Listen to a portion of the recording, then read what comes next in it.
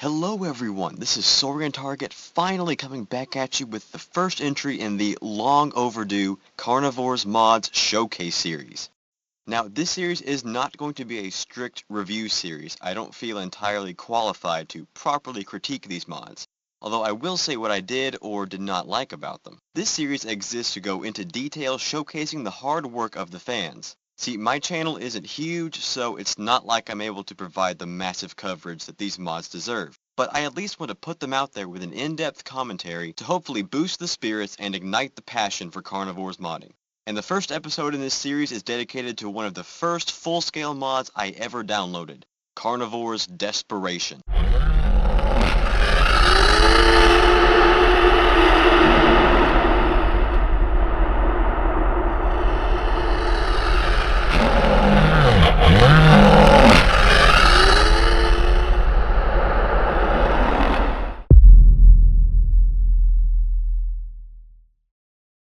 Now, as I mentioned, Carnivores Desperation was one of the first big mods that I ever downloaded way back in 2013. So I thought it was fitting that it should kick off this series, as it is an awesome mod. And I believe this is the Beta 1 version that I'm covering here. I think there is a Beta 2 version in the works, as of a few months ago at least, but I never found a release for it. But what I plan to do with each mod in this series is just run it through the courses. Analyze everything from the menu sounds and designs to the maps, dinosaurs, weapons, and any other little surprises that I managed to find tucked away in these gems. So without further ado, let's begin. Now before we dive into the real meat of the mod, let's check out the official story to give us some context. So it looks like Dino Hunt Corp has taken some pretty heavy hits with these failures and losses of unlicensed lives. This could possibly be referring to the Cityscape incident, where Dino Hunt Corp's failed intergalactic traveling zoo resulted in the death of hundreds of innocent people and agents. Instead of abandoning or selling the dinosaur planet like I always believed they did, apparently Dino Hunt Corp took the desperate route. They dug deep, further researched the planet, and decided to rebrand themselves with a new slogan and a new product with a familiar formula. It sounds like a smart tactic, and thus Carnivores Desperation was born. Now let's move on to the first thing a player would encounter, the menus. Of course, you have to sign Dino Hunt Corp's waiver like usual and start off with your 100 credits. Pretty standard stuff. But what Desperation uses to instantly grab the player's attention is its intense menu music. Let's give it a quick listen.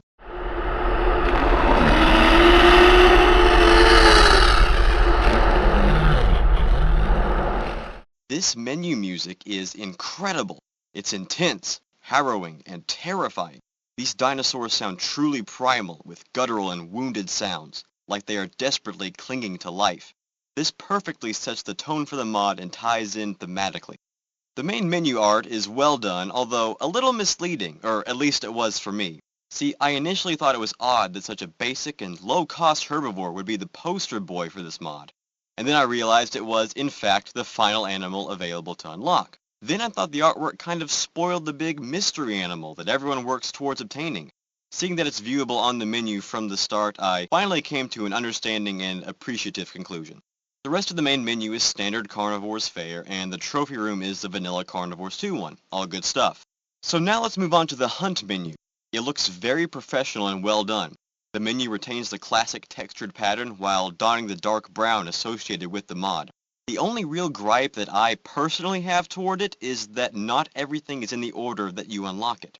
The dinosaur prices jump from 15 points to 400 points and then back down to 60 points. And as someone who is extraordinarily OCD, that really bugs me. But that's just a personal pet peeve of mine, and I understand that it can't always be helped. The vanilla Carnivores 2 did this as well, throwing the 50-point expo in the middle of the triple-digit double-barreled shotgun and rifle, so this is in no way a detriment to the mod. The equipment gets a little aesthetic upgrade as well. Camouflage has been rebranded as Concealment, while Radar, Cover Scent, and Double Ammunition have been rebranded as Radio Detection and Ranging, Masking Scent, and Extra Ammo Load, respectively.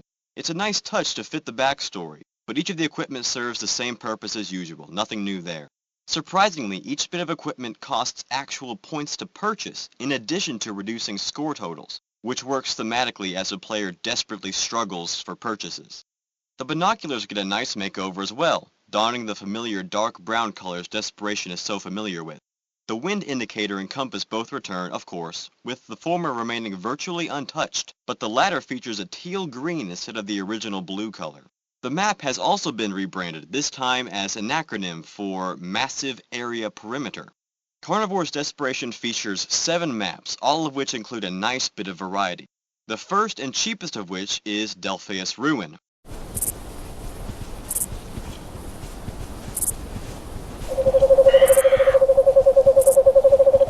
Further keeping with the mod's theme of desperation and struggle, Delphius Ruin is the shattered remains of the once lush Delphius Hills. The vegetation is dark and unkempt. The once green forests are now gray and brown. Coming into Carnivores Desperation without playing Carnivores 2, one would still think of Delphius Ruin as a sad, foreboding place. But having played Carnivores 2 and the original Delphius Hills, the transformation makes its future ruination much more impactful. It is, of course, a reskinned Delphius Hills, so all of the classic landmarks return, from the various swamps and ponds to the archaeology outpost itself. And since this is the ruin of Delphius Hills, it would have been nice to see some decay and destruction to these areas. Perhaps that famous rock formation could have crumbled over time, or the satellite dish fallen off the building, or more moss grown on the bunker, just to really sell the ruin of Delphius Ruin. The next island available on the Desperation Tour is Silva Campos.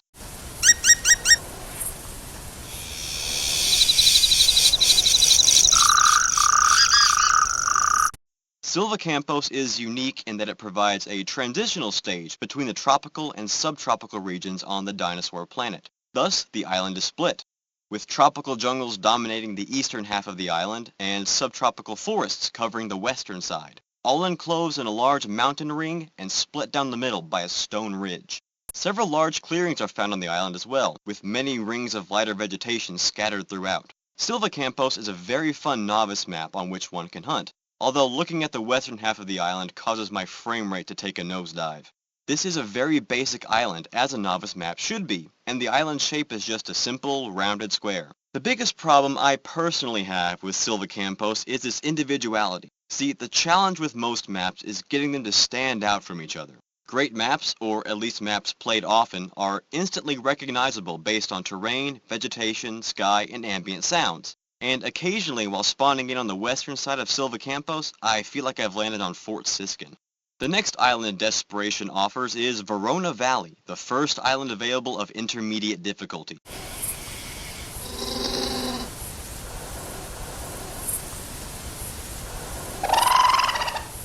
Verona Valley is another island enclosed in a large, impossible-to-escape mountain range, and is very similar to Vengar Fjords. Both are very lush and green, with challenging terrain created by a glacier deposit left over from the last ice age. Rough desert-like spots occasionally break up the greener areas of Verona Valley, complete with jagged spikes protruding from the ground. The most noticeable landmark is the enormous desert that occupies the center of the island. This is a very harsh and open area, perfect for long-range killing. In the center of the desert is a large stone protrusion emerging from the sand. It is currently unknown what this object is, perhaps a rough attempt by the natives at creating another safe zone, or perhaps as a place of worship. Regardless, this impressive stone monument, as well as the often overlooked metal bunker to the south, provides a sense of mystery to the otherwise basic Verona Valley. The first island to start advanced difficulty is Raven Landmass.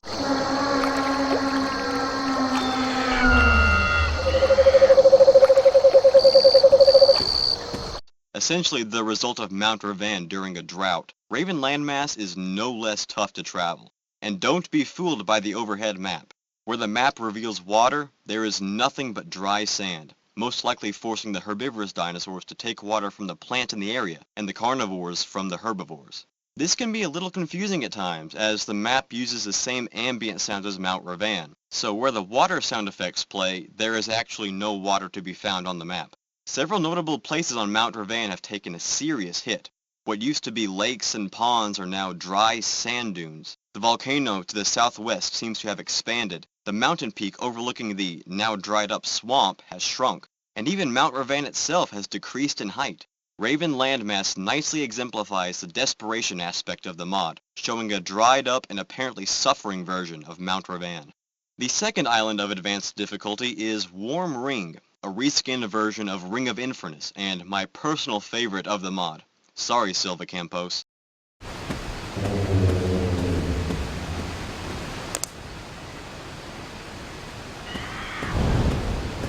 Like the original map it's based on, Warm Ring is split up into two main areas, although instead of polar tundra and Arctic forest, this time it holds jungles to the west and coniferous forests to the east. This provides a nice contrast as well as multiple hunting areas for those with different preferences. I'm not sure whether Warm Ring is supposed to be Ring of Infernus in the summer or a southern similarly structured island. Regardless, it is very cool. Many formations from Ring of Infernus remain basically untouched, although the giant ice maze lake has changed into a stone lake and lost the huge ice flows. The sixth island available to hunt is the most barren and desolate by far, Ash Waste.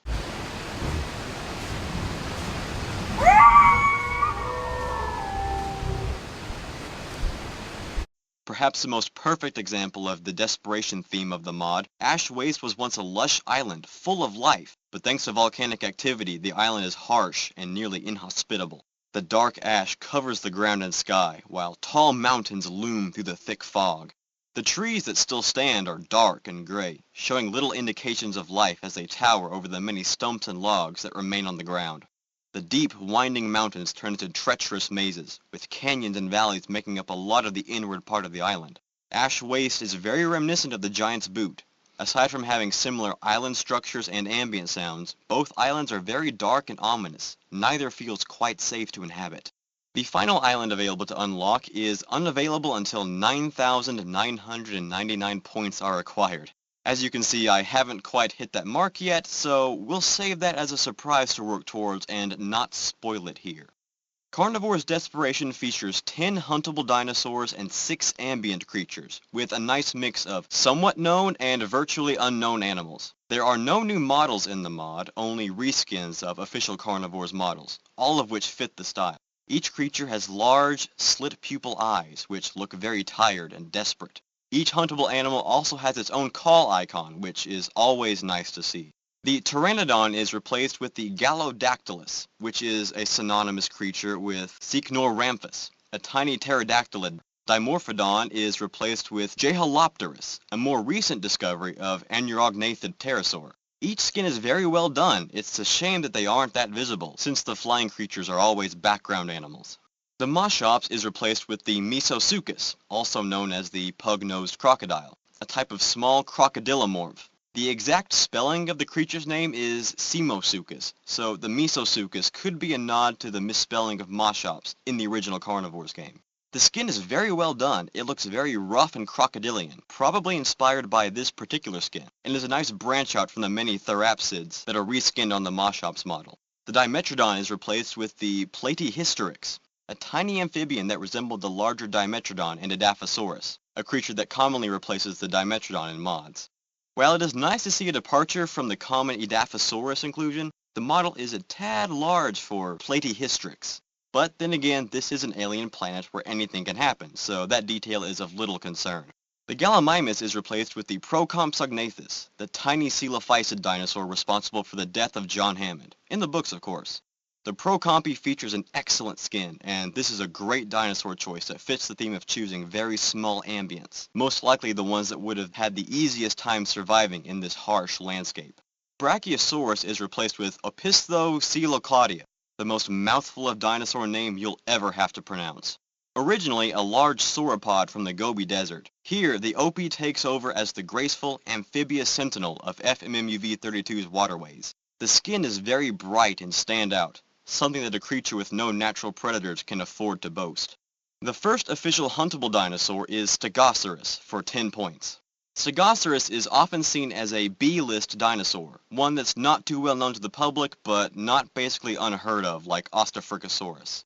But I actually knew of Stegosaurus before Pachycephalosaurus, so I'm glad to see it getting some spotlight in Desperation. The Stegosaurus has a nice design with some vibrant and unique colors, but I think it's a tad too large. Ordinarily, seeing as this is an alien dinosaur planet, that wouldn't be too big of a problem, but Dino Hunt Corp states the creature's size as 6 to 10 feet long and up to 150 pounds. Not 30 feet long and weighing in at 5 tons like some of the specimens I've acquired. What's really unfortunate about the Stegosaurus is that it doesn't feature a unique call, or even the Pachy's call. It just uses a vanilla Parasaurolophus call. The next dinosaur available at 15 points is the Hesperosaurus, or Kentrosaurus? Not sure which will make the final cut, but we'll go with Hesperosaurus for now. Like the Stegosaurus, Hesperosaurus is a large stegosaurid that is of no real threat to the hunter.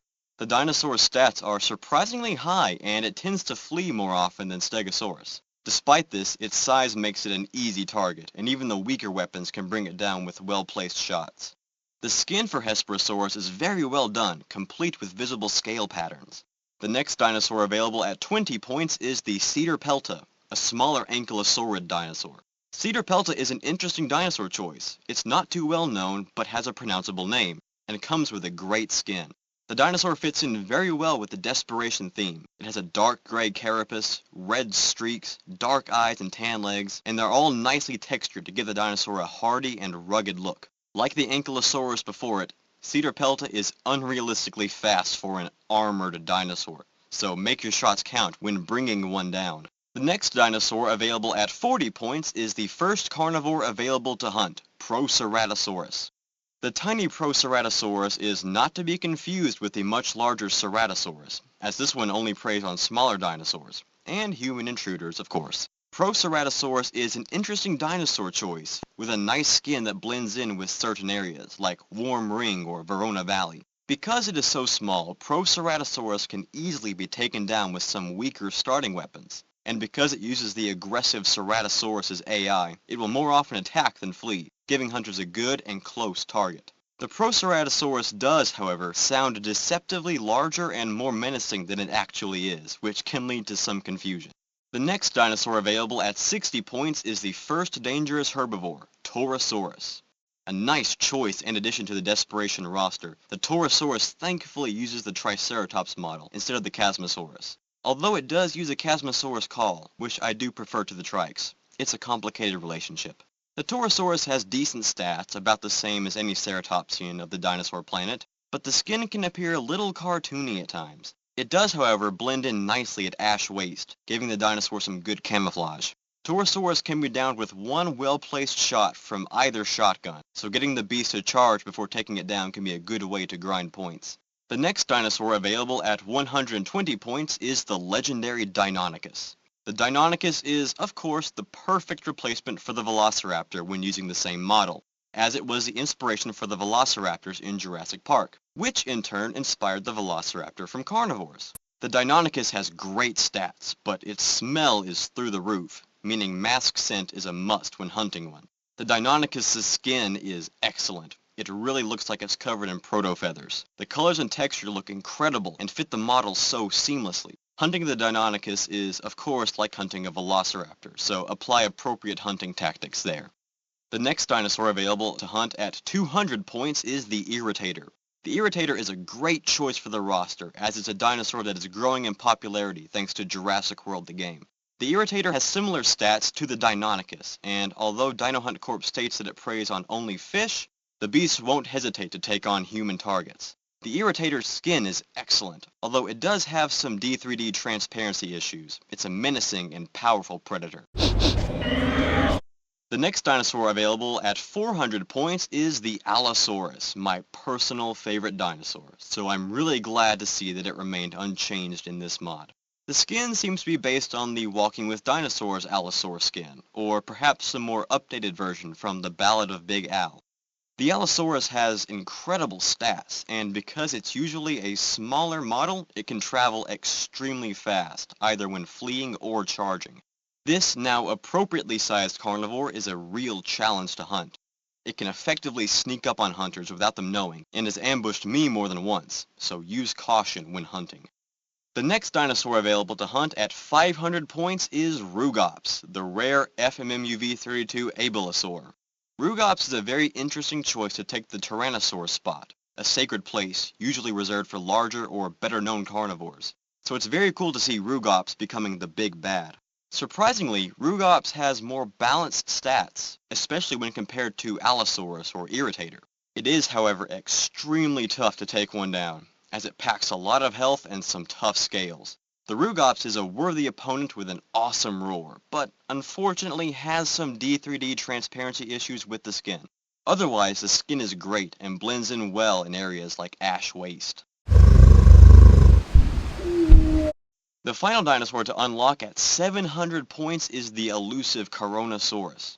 Coronosaurus is an interesting choice. I've always seen it as a B-level Parasaurolophus, similar to Hypacrosaurus as a B-level Corythosaurus. And I really like the concept of an elusive and beautiful herbivore being the final dinosaur to unlock. Unfortunately, for me at least, the Coronosaurus doesn't have a call, and it doesn't even move. Now, this may be an AI issue that's being worked on, but it was a little disappointing to discover this. It is kind of cool to see Coronosaurs that spawn atop mountains, watching over the valleys like silent sentinels. It's also a very strong dinosaur that can't even be killed with every shot from certain weapons. It's also an extremely large dinosaur, which would make it an easy target if it could move. Carnivores Desperation features a nice array of weaponry to choose from, with approximately 8 weapons available. A lot of research went into the design and development of these weapons, as it looks like Dino Hunt Corp reached out to third parties in the distribution of hunting firearms. One slight problem I have with the weapons as a whole is that some of their names are extremely long and sometimes shove the information on the trophy kiosk askew. But this is coming from an extremely OCD person. It is in no way a real detriment to the mod. The first weapon available is the Beretta BM59 Mark I, an old Italian rifle initially developed in the 1950s. Only costing 20 points, this is the cheapest weapon available to purchase. It is essentially a reskinned variant of the rifle, and the skin looks quite nice, but this weapon is not as strong. The BM59 is a very weak but loud weapon, but it does have a decent rate of fire and accuracy. And although not recommended, for those with good aim, this weapon can be used for distance shots.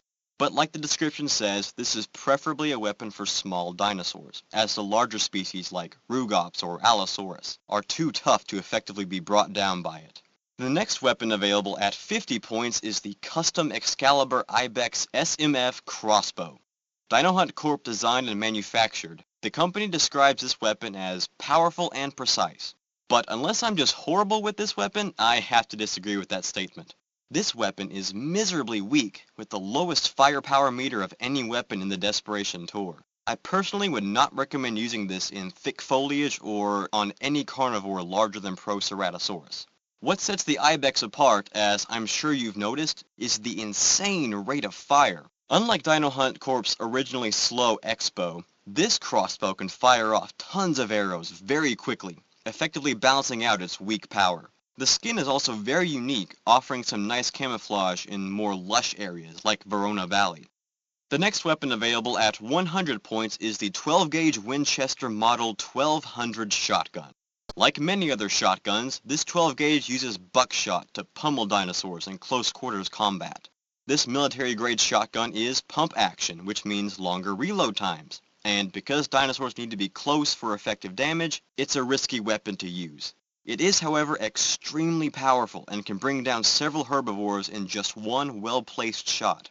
The skin is very nice for this weapon, effectively replicating the wooden stock and pump grip.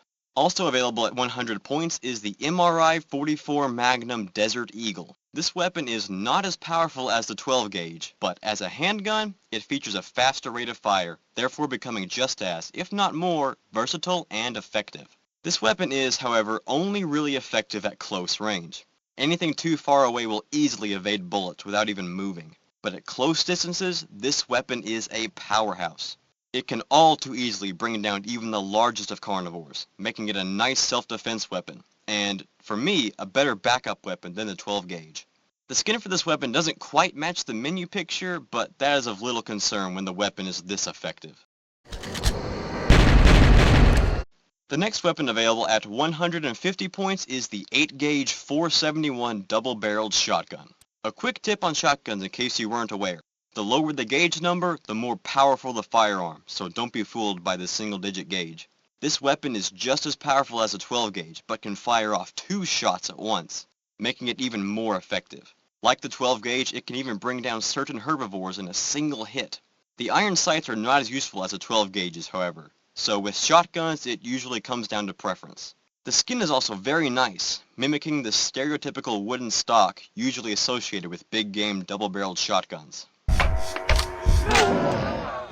The next weapon available at 160 points is the Remington Model 572 BDL pump-action rifle. Pump-action rifles are not a common sight, particularly within dinosaur hunting circles, but this Remington model stands out as the most powerful weapon on the Desperation Tour. As well as being the most powerful, it's also one of the loudest weapons, easily scaring or attracting big game with a single shot. This weapon is also very low on ammunition and has a very slow rate of fire, so aim your shot well. The Remington 572 is also unique in that it can bring down the Carnosaurus using every shot with double ammo, but with such a low ammo count and a slow rate of fire, this tends to limit the weapon's effectiveness. The next weapon available at 200 points is the scoped 92FS M9A1 9mm pistol. Essentially Desperation's equivalent of a sniper weapon, the pistol is extremely useful. If the Desert Eagle is designed for taking down charging carnivores, then the scoped 9mm is perfect for picking off fleeing herbivores.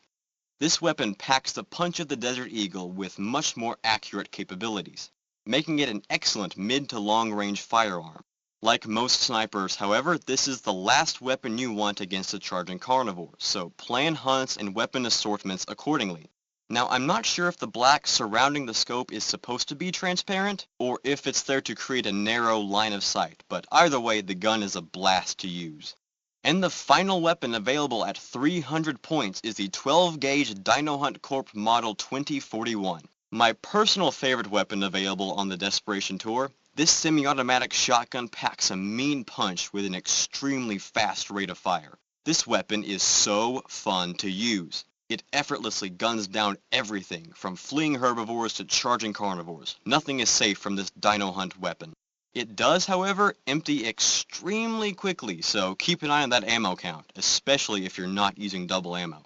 With its extremely strong firepower and extremely fast rate of fire, this is definitely one of, if not the, best weapons available on the tour. Better than the Remington 572 for sure, and proves that Dino Hunt Corp does make the best weapons.